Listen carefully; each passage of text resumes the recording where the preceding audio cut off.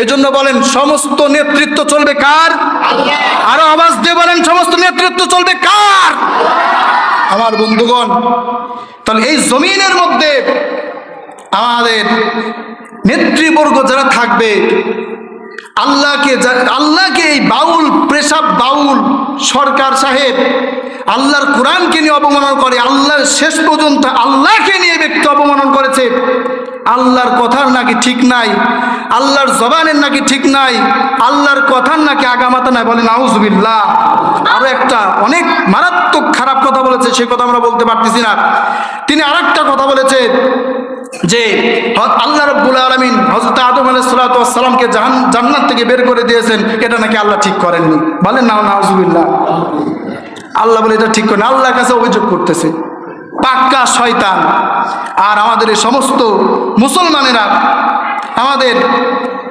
আমাদের রাজনৈতিক দলের মধ্যে মির্জা ফখরুল সাহেব তার বিষয়ে দাবি জানাচ্ছে তাকে মুক্তি দেওয়া হোক। আলেম উলামা নাকি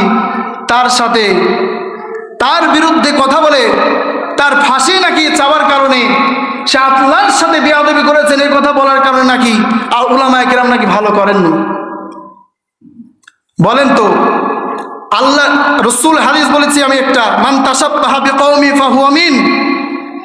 দুনিয়ার মধ্যে যে সমস্ত ব্যক্তিদের সাথে যাদের মহব্বত থাকবে, মিল থাকবে, যাদের সাথে উঠা বসা করবেন, যাদের কথা আপনি শুনবেন,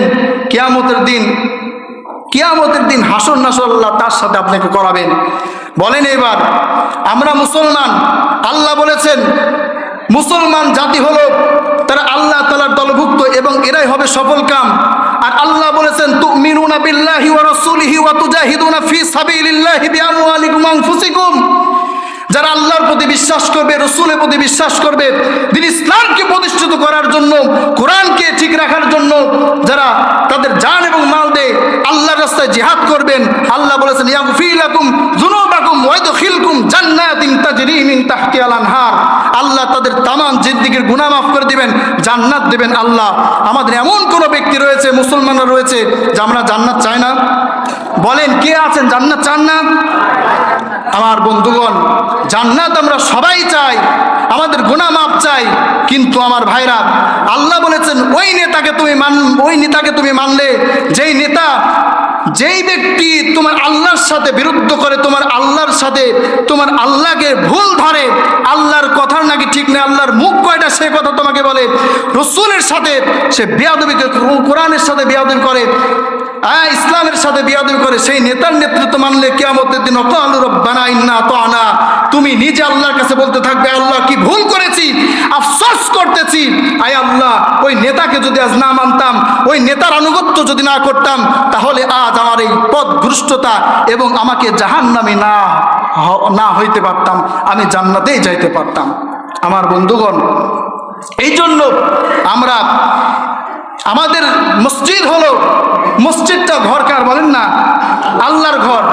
আল্লাহর ঘরে কথা চলবে কার? কথা চলবে কার বলেন? আল্লাহ রাব্বুল আলামিনের কথা চলবে। এই জন্য প্রত্যেকটা মুসলিম তাওহীদ জনতার একই আওয়াজ, একই উচ্চ আওয়াজ আমরা বলতে চাই, এই পেশাব বাউলের আমরা ফাঁসি চাই। কথা বলেন ঠিক না বে ঠিক? আমার মুসলমান ভাইরা, এইরকম ভাবে আমরা হলো মুসলমান জাতি, হলো সিংহের জাতি। মুসলমান কিসের জাতি বলেন? সিংহের জাতি। আমার ভাইরা, ইসলামের মধ্যে থেকে আপনাদের অনেকের কষ্ট হচ্ছে, 2-1 মিনিট আমি সময় নিচ্ছি, কথা বলে শেষ করে দেব।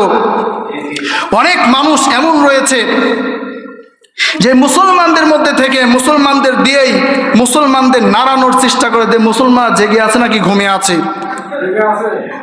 এই চিন্তা তারা করে। এই জন্য একটা ইন্দুর তার গাড়ার থেকে উঠে একটা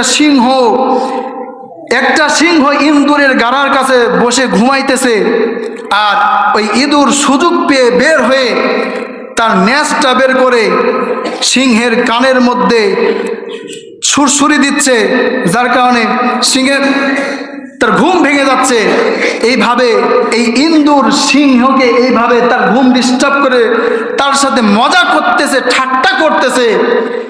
সিংহ চিন্তা করলো, এ তো একবার দেখেছি, এ তো আমার সাথে মজা করতেছে না, 2 2বার ছেড়ে দিলাম, তাও আমাকে আবার নাড়া দিচ্ছে, আমাকে ডিস্টার্ব করতেছে। 3বার আবার দেখতেছি সে আমার সাথে ঠাট্টা শুরু করেছে।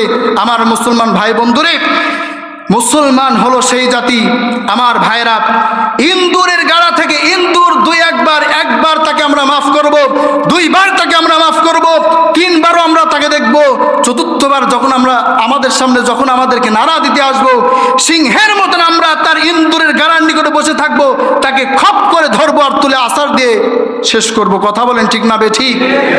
এই জন্য যারাই, যে সমস্ত ব্যক্তিরাই যেই দলই করেন না কেন কোনো সমস্যা নেই, কিন্তু আমার দল, আমার নেতা যেন হয়, যখন আমি ওই নেতাকে মানব যেই নেতা আমার রসুলের কথার সাথে, তার আদেশের সাথে মিল থাকবে।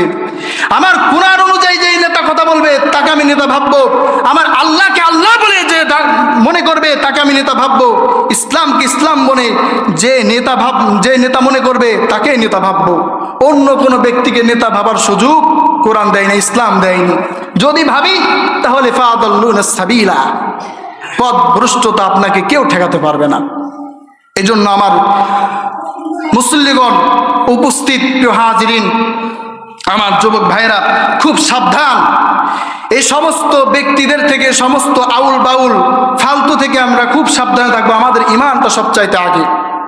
এই জন্য আমার প্রিয় ভাইরা, আল্লাহ রাব্বুল আলামিনের কাছে আমরা চাইব, এবং এই সচেতন মুসলমান থাকবে সিংহের মতো, যে কোনো নাস্তিক মুরতাদ যেন এসে, কোনো ইন্দুর যেন এসে আমাদের কানে আর নাড়া দিতে না পারে। আল্লাহ রাব্বুল আলামিন এই তৌফিক দান করুক। সকলে বলি আল্লাহুম্মা আমিন। ওয়া আখির দাওয়ানা আনিল হামদুলিল্লাহ।